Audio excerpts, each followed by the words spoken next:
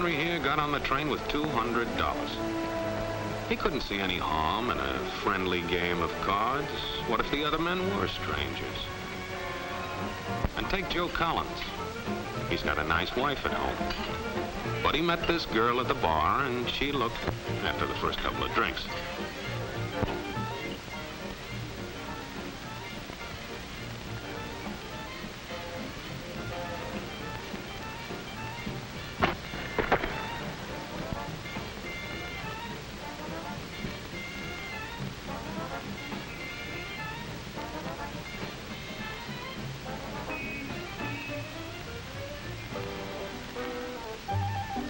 There's a good old-fashioned word for people like this. We call them suckers. And there are other people. People who stay up nights figuring out how to take away what they've got. There are all kinds of games. Mike here, for instance. He's got everything in me. He's young, he's healthy, got a job. And he's got plenty of food. Big factories to make things a man can use. Big cities to do the business of a big company. And people, lots of people. Enough to work the farm and build the factories, dig the mines, and run the business. All kinds of people. People from different countries with different religions, different colored skins. Free people. They can live together and work together and build America together because they're free. Free to vote, to say what they please, go to their own churches, to pick their own jobs. Yeah, Mike's got something, all right. He's got America. But there are guys who stay up nights figuring out how to take that away from him. I happen to know the facts. Now, friends, I'm just an average American. But I'm an American. And some of the things I see in this country of ours make my blood boil. I see people with foreign money. I see Negroes holding jobs that belong to me and you. Now, I ask you, if we allow this thing to go on, what's going to become of us real Americans? I've heard this kind of talk before, but I never expected to hear it in America. This fellow seems to know what he's talking about. What are we real Americans going to do about it? You'll find it right here in this little pamphlet. The truth about Negroes and foreigners. The truth about the Catholic Church. Do you believe in that kind of talk? I don't know, makes pretty good sense to me. And I tell you, friends, we'll never be able to call this country our own until it's a country without. Without what? Yeah, without what? Without Negroes. Without alien foreigners. Without Catholics. Without Freemasons. You know these people. What's wrong with the Masons? I'm a Mason. Hey, that fellow's talking about me. And that makes a difference, doesn't it? These are your enemies. These are the people who are trying to take over our country. Now you know them. You know what they stand for. And it's up to you and me to fight them. Fight them and destroy them before they destroy us. Thank you.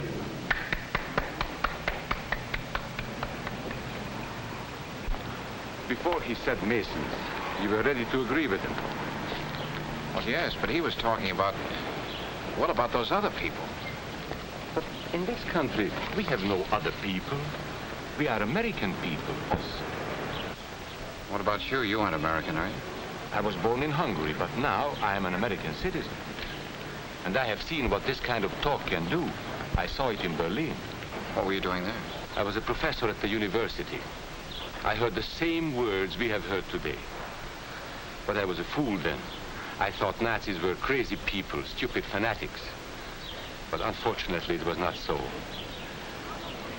You see, they knew that they were not strong enough to conquer a unified country. So they split Germany into small groups. They used prejudice as a practical weapon to cripple the nation. Of course, that was not easy to do. They had to work hard to do it. You see, we human beings are not born with prejudices. Always they are made for us, made by someone who wants something. Remember that when you hear this kind of talk.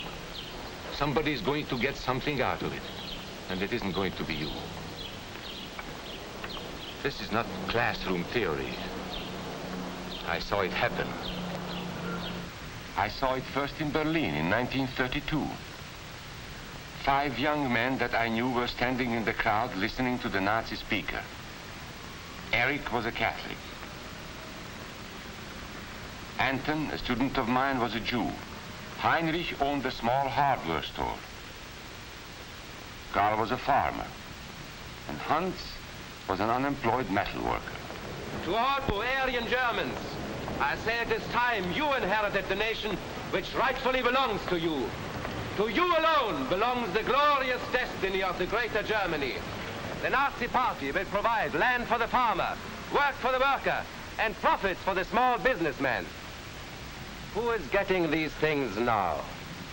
The Jew. The Jew who has stolen our nation and our birthright. Who makes all the money and takes all our jobs? The Jew! He must be shunned. He must be ostracized. He must be eliminated. And the Catholics. We don't want our great nation run by a foreign church. We Germans will know what to do with these people when the time comes. They and their faith must be destroyed. Then there are the Freemasons. In Germany, we have no place for secret societies. There will be only one society, and that is the Nazi Party. There will be no secrecy about that in the new greater Germany. One by one, he attacked each minority and he split them off one from the other. These men were all fellow Germans when they came here today. Now they were split into rival groups, suspicious of each other, hating each other. They were being swindled, all of them. But the man who was really being fooled was Hans. He was pure German, according to Nazi standards. To him they promised everything, and he fell for it. That's how Hans became a Superman. They gave him a uniform and they pumped up his ego. He wasn't just a little fellow out of work anymore. He was a member of the master race. Hans and thousands of others like him, all playing a sucker's game. They gambled with other people's liberty, and of course they lost their own. A nation of suckers. Hitler needed these people. There was lots of work to be done. There were trade unions to be smashed, because unions were organized and might offer resistance. There were many political parties in Germany. These the Nazis destroyed. They were determined to smash every organization where people might band together and resist them. There were Jews to be beaten and killed. The Jews were not powerful, but they were a convenient excuse for all the nation's ills. And besides, a Nazi party member could not take over this man's store. Hundreds of Catholics were put in jail because the Catholic Church had strength and could resist the Nazi drive for power. They had split the nation into 100 pieces, and then one by one, they had destroyed the pieces. Over these broken pieces, the Nazis rode into power. One party, one nation, one religion. These men had won their struggle for power. They now ruled all of Germany. But still they had trouble with their oldest and most persistent enemy, the truth. They found that truth does not die easily, and so they decided to abolish truth. One great source of truth is literature, so they burned books, 20 million of them. Many great men in Germany who were spokesmen for truth were jailed or driven from their country. Teachers, writers, scientists. Education was discouraged. In 5 years, college attendance dropped 53%. It was forbidden to listen to a British radio program or read an American newspaper. In Nazi Germany, you had to get your information from Dr. Goebbels. He knew what was best for you. The church was one force in Germany still strong enough to proclaim the truth in public. This Catholic priest was arrested the following day on charges of immorality. The Protestant church also continued to try and fight for truth. The Nazis put this man in a concentration camp. There were others who spoke for truth, and I am proud to say that educators were among them. And what, may I ask, is an Aryan? I don't know myself. But let us see what our present so-called authorities have to say about it. They say he is tall,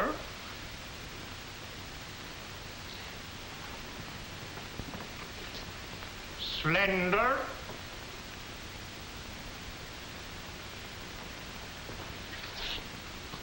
blue-eyed, and blonde. There is no Aryan race. And more important, there is no master race. There are people who may find these ideas convenient, but science cannot support them. There is no scientific proof that there's any correlation between a man's racial characteristics and his native ability or character. In all racial groups, we find the same range of potentialities. We find idiots and geniuses. We find criminals and philanthropists. We must judge each man as an individual and not by the color of his skin or his eyes or by the length of his nose.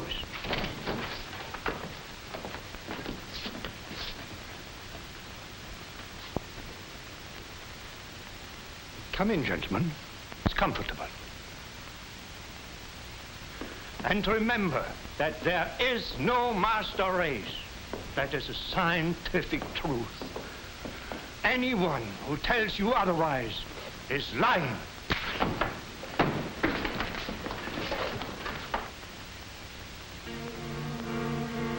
And so for all practical purposes, truth had been abolished in Germany. A lot of my German friends wondered what had hid them. How did it happen? Where did it start? It started right here. And this was where it could have been stopped. If those people had stood together, if they had protected each other, they could have resisted the Nazi threat. Together they would have been strong. But once they allowed themselves to be split apart, they were helpless. When that first minority lost out, everybody lost out. They made the mistake of gambling with other people's freedom. Now let's see how those bets paid off. Karl the farmer was gambling on a better life for himself. What he got was extra hours of back-breaking work, as much as 100 hours a week. He was forced to stay on his land and produce what he was told to produce, because now Hitler was preparing for war. For Heinrich, who owned a hardware store, the bet didn't pay off either. 104,000 small businesses were closed in 2 years. And for Hans, conditions hadn't improved any. He had a job now in a munitions factory, but he worked long hours for little pay. The working conditions grew increasingly bad. And even though he didn't like the job, he wasn't permitted to leave it. And when Hitler decided the time was right, Germany went to war. Not by declaring war, but by a carefully prepared sneak attack. Once again, Hitler needed Hans to do his dirty work. Hans was an expert at brutality this time, and Hitler had decided to use Hans and his brutality against other peoples, the Czechs, the Poles, the French, the Russians. But in the crucial test of war, Hitler's race theories didn't pay off. His pure-blooded supermen were defeated by the mongrel armies he despised. By the British of El Alamein.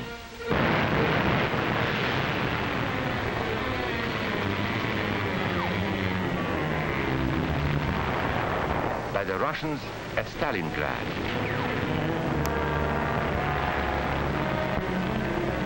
Then on D-Day by American soldiers of every color and religion, who smashed across the Normandy beaches and drove on through to the heart of Germany. For the misguided Germans who had swallowed the Nazi bait, the Nazi game did not pay off. The continent of Europe was strewn with millions of German bodies, pure Aryan bodies. Karl, the farmer, was left in the snow outside of Moscow. Heinrich stayed in Italy at Salerno. And Hans, who was going to rule the world, got only a little patch of Normandy that he could call his own. We must never let that happen to us or to our country. We must never let ourselves be divided by race or color or religion, because in this country we all belong to minority groups. I was born in Hungary. You are a Mason. These are minorities. And then you belong to other minority groups too. You are a farmer. You have blue eyes. You go to the Methodist Church. Your right to belong to these minorities is a precious thing. You have a right to be what you are and say what you think, because here we have personal freedom. We have liberty. And these are not just fancy words. This is a practical and priceless way of living. But we must work at it. We must guard everyone's liberty, or we can lose our own. If we allow any minority to lose its freedom by persecution or by prejudice, we are threatening our own freedom. And this is not simply an ideal. This is good, hard common sense. You see, here in America is not a question whether we tolerate minorities. America is minorities. And that means you and me.